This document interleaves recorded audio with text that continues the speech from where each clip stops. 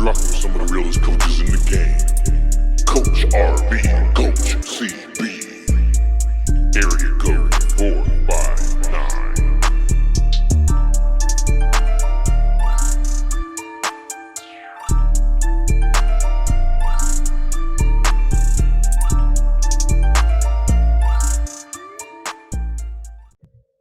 What is up, y'all guys? Welcome to Area Code 459 Podcast. It's your boy, Coach RB, and I'm here with my co-host, Coach CB. What's up, Caitlin?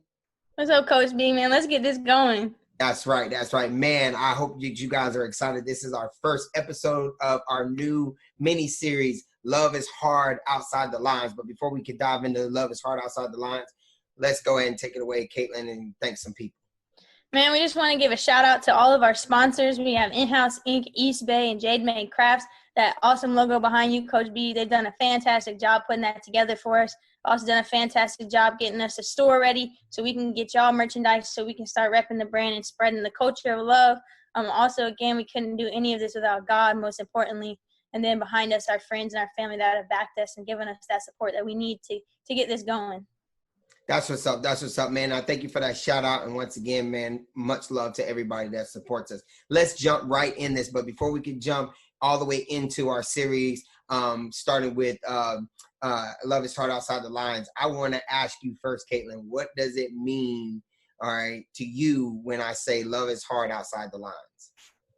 You know, when I think about sports, when I think about going in the lines, you know, everything melts away when you're inside of the court, inside of the field that you're playing on. And sometimes you just get in the zone, you can't hear anything, but you're just doing what you love. But when you step off the court, you're going to hear all the hate, you're going to hear all the chatter, all the noise. You got to go home and deal with situations that aren't easy.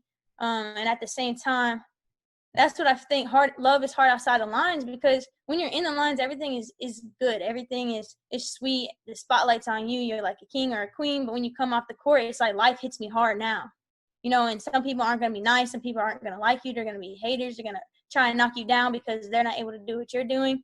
And that's what I think when it means love is hard outside the lines. But at the same time, the love that you learn in the court or on the field, you could take to life and allow it to drive you and not let the negativity drag you down. That love is hard outside the lines. You can learn that on the court, so you can take that love inside the lines and bring it outside. There you go, man. And you keep talking about like the inside and outside the line. So I'm just going to dive in, just kind of motion into our second topic. And that is, what does love look like inside the lines and outside the lines? And is there a difference? And to me, there is a difference, but at the same time, it actually comes together. Like you said, inside the lines, like you said, everything is sweet. I think you were looking for that word. Everything is easy, right? Everything just comes to you. This is what you train for. This is what you work hard for, right? When I played college football, I would, go out there and I would catch hundreds and hundreds of passes each and every day, so that on Saturday, I got to enjoy and love the game with my teammates. And I did my job in order for us to be successful. In the same way with you, I know that you were on a nationally ranked basketball team, and it was the same way with you. Like, you did your job each and every day on and off the court to prepare yourself and be ready for the excitement that happens within inside the lines. But when you get done with the game, when the lights turn out and the whistles stop blowing, and I used to say when I coach, when that ball stops bouncing, you have to be able to take the game and inject it into your life, right? And that's kind of where I'm saying, like, on the outside, the things that you learn from the game, you can implement in your life. You can implement, communication is a very good key. You and I have talked about communication. You could talk about patience. You and I have talked about patience, right? You can inject patience. Love, you know what I mean? Like, hey, like, you generally have unconditional love for somebody. I used to tell my players all the time, I said, if somebody messes up in the middle of a play, do you just stop? Does play stop? Do you stop flowing? And the answer is no, you don't. You adapt, right? And that's the same thing that you have to do outside the lines. All right. And I try to tell people this all the time. I feel like love is a choice, not a feeling. Yeah, definitely. So if you choose the love, right, it's going to have some adaptation. And some of that adaptation is learning how to communicate. Some of that adaptation is having patience with the person that you deal with outside of the lines. So even though they can be very different and look different in different spaces, to me, they are the same. Given an instance when your love was tried inside the lines, and give me an instance when it's been tried outside the lines. My love was tried inside the lines. When I was a senior in high school, I got a concussion. I was hit in the head in a game multiple times and then a couple times in practice. So they declared me under concussion protocol. And I was doing great, and then I started regressing, started getting more headaches. And then they decided I wasn't ready to return to action. So they sat me on senior night. And that's super hard. When my teammates looked at me and they're like, there's nothing wrong with you. Why are you sitting? You're faking your injury. Because, concussion is an injury you can't see. Right, and so they were looking at me like, you just don't want to play. And I'm sitting there looking like, dog, you know me. Right. You know that I'm in the gym more than anybody on this whole entire campus. Right. I love the game of basketball. I work hard at it. And if I had a choice to play tonight, I would be playing right now. So that was an instance where my love was tried. And then I had to turn around and not let that ruin my relationships with them, because I still had to come back and we ended up going to the playoffs. So say I had let that affect my team, then we wouldn't have been able to accomplish what we accomplished. So that was that made me so mad, because, I love basketball, and they tried my love, man. They tried my love that time. But then outside the lines, man, I have an old person that used to coach me, and I'm not going to say any names because I respect everybody. And but I went to college for basketball, and when I started playing, they didn't think I was ever going to be successful at it. They just thought I should just quit. There's no hope for me to play college basketball, and even when I did that, there's no hope for me to stay on the team and keep playing. So every time I would come home, I would hear about it from them, and they would just be like, "Oh, you're still playing, blah blah blah, this, that, what, the other." And I'm like, first off, you coach me, so you know my work ethic, you know my determination. And then at the same time, now as a coach, the coaches are supposed to continue to inject belief into their players. They're supposed to push them to be the best player that they can be. And the fact that you're just continuously tearing me down, but that person was in a place of leadership over me. So they would try my love, and I had to turn around and love them back, because since they're in a place of leadership over me, I had to turn around and respect them.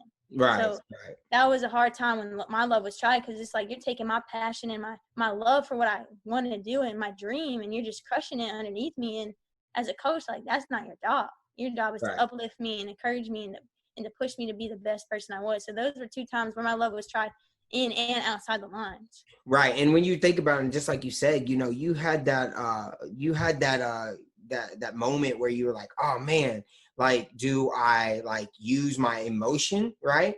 Or do I make a choice? And you made a choice to love and to respect and understand, like, this person is above me and is in leadership, and I'm not going to let them to deter me from what I'm trying to do and what I'm trying to accomplish. So we're going to kind of transition from our Q&A to our actual episode. And our actual episode is titled Opening Up, right? We're going to call this the tip-off of Love is Hard Outside the Lines. Like, this is how we open up the game. And when we talk about opening up, Caitlin, I really want you to tell our listeners and tell our viewers, what does opening up look like to you? I kind of want to think about it like a box, like a package in the mail. You open that box and there's so many good things, but you keep it closed, you're never going to experience what's inside. And I think life is a lot like that. You stay in your comfort zone. You stay where you'll be successful in the little things.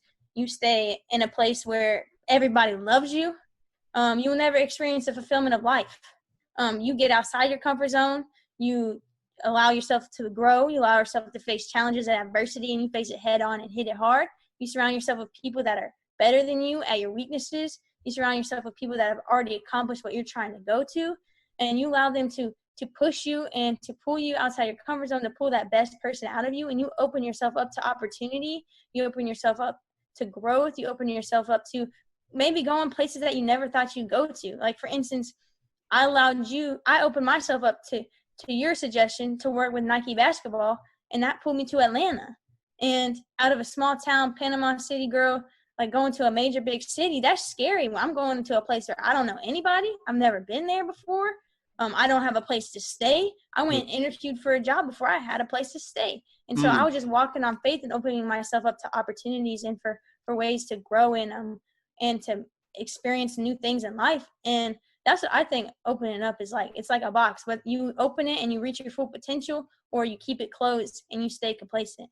Right, right. And I'm gonna kind of piggyback off that because that's mine too. Like, I'm big on like keeping your eyes and ears open for opportunity, right? Like staying to the mission. I'm very mission driven, very vision driven coach. And I always believe in everybody's success. When I told you to go and interview in Atlanta, I was like, yo, like you go, you got this. You know, I knew what type of person that you were, and I knew what type of work ethic that you had, and that you were going to be able to inject and embody the principles and visions that I have into the mission of that work. So, and I really appreciate it because you've done a great job, and I hear so many good things about you. The thing that when I say keep eyes and open for opportunities, I used to teach this to my players all the time.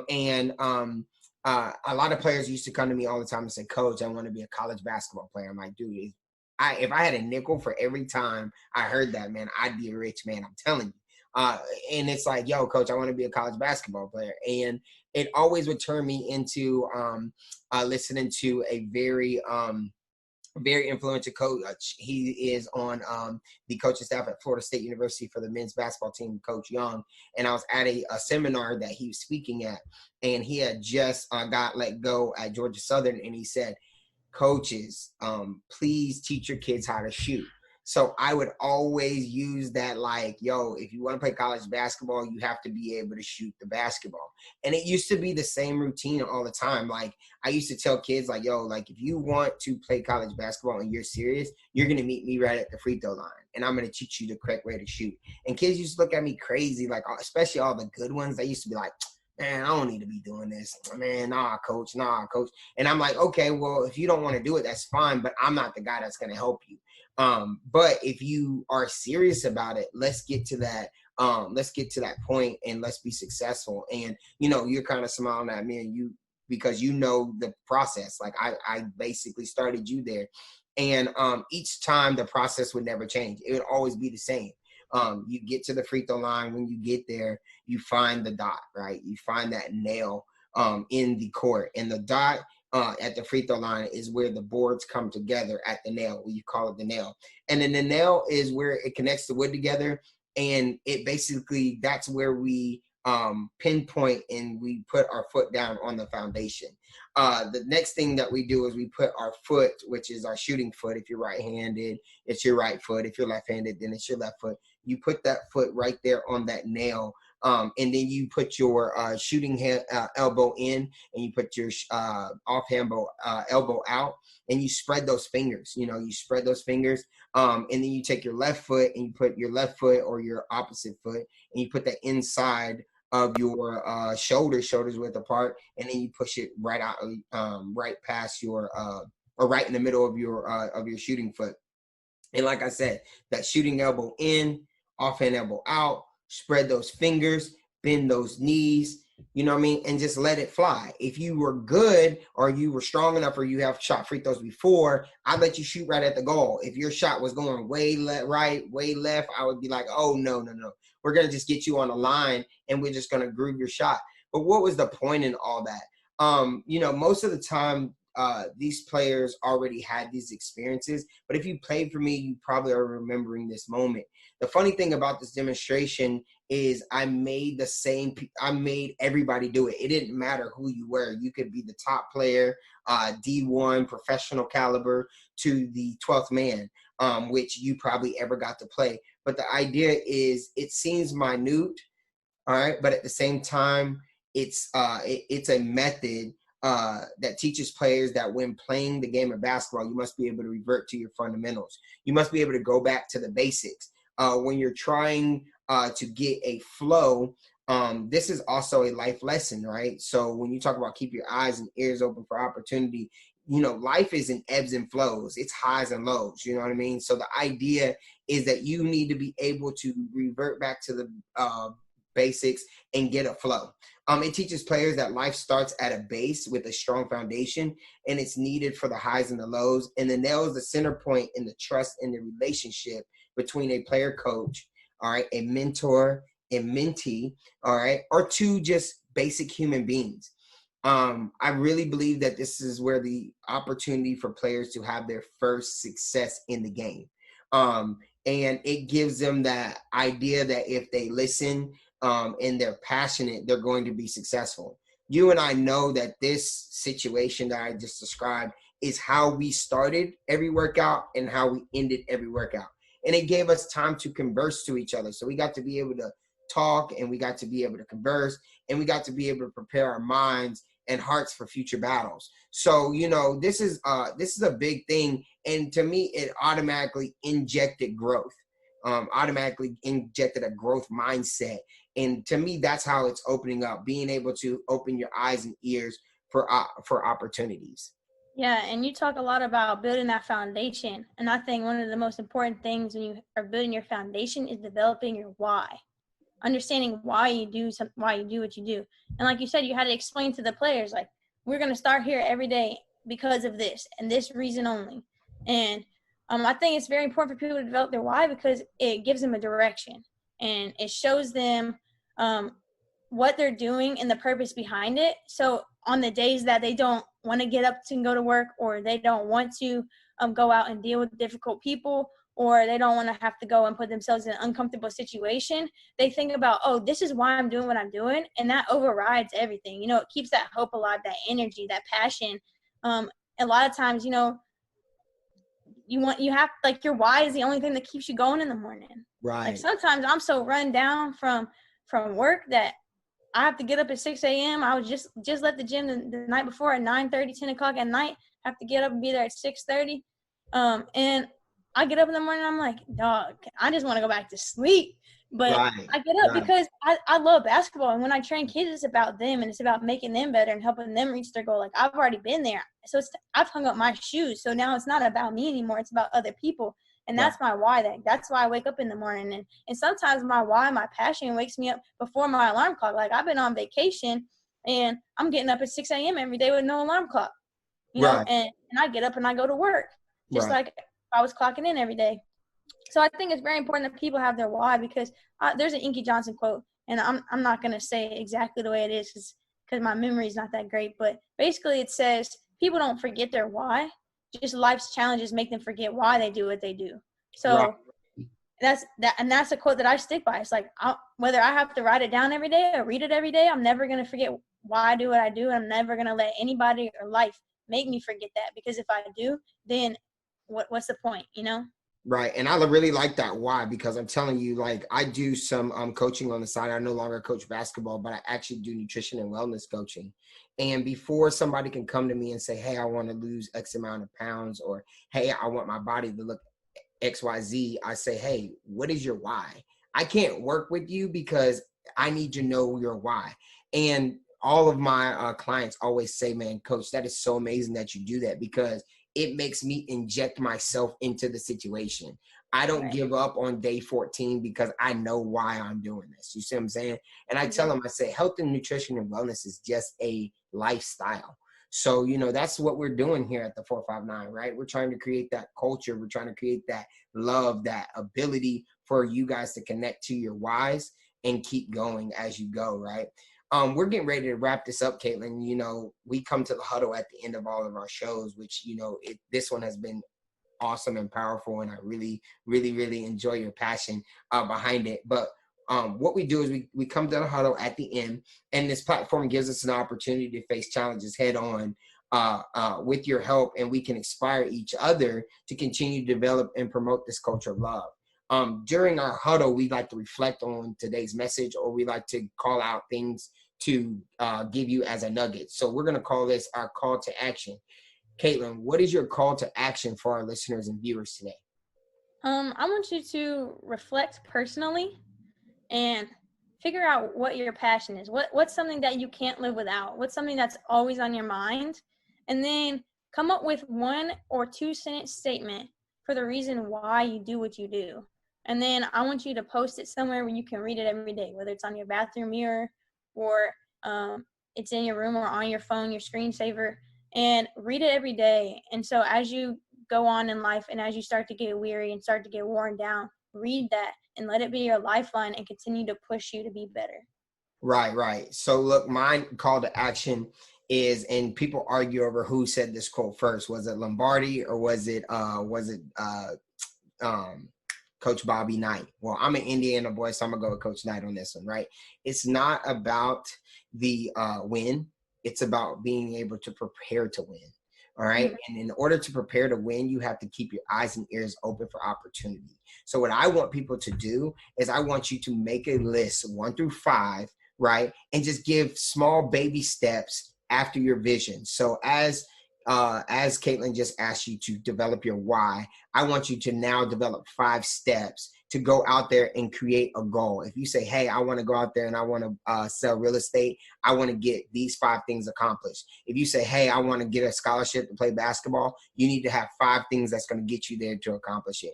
If you want to say, hey, next year I want to be financially free, you need to put down 5 things that you can do to be successful. I want you to create 5 things to prepare to win after you create your vision.